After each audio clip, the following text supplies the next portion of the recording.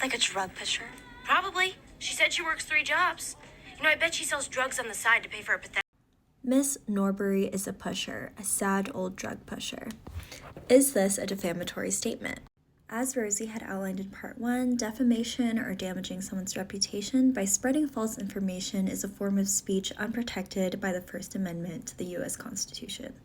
Under Section 558 of the U.S. Constitution, liability for defamation requires 4 conditions to be met. We will explore each of these 4 conditions as it pertains to the statement regarding Ms. Sharon Norbury in order to determine whether or not she could win a defamation case against Regina George and Katie Heron. Could the Petty Pink Plastics be considered liable for their statement? We'll see.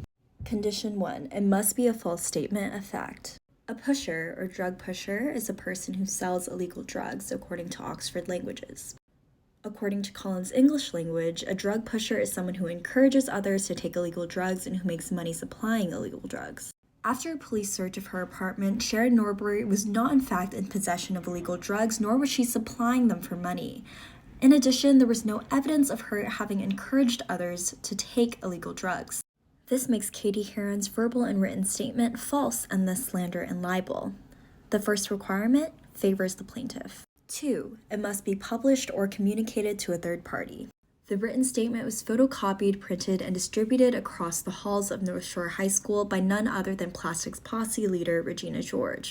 The third party here is the student body and faculty of North Shore High School who picked up the statement and read it. The second requirement for a defamation case is thus fulfilled with the publication of the false defamatory statement and its communication to a third party. 3. The publisher must have acted with minimum negligence. The publisher of said statement is Regina George. Her negligence is evident in several facets of her behavior.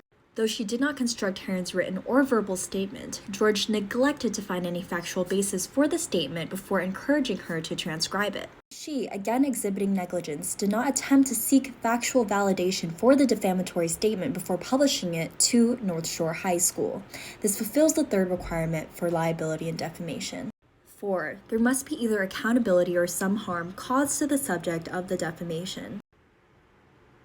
As clearly shown in the clip, the plaintiff suffered from harm and distress caused by the defamatory statement.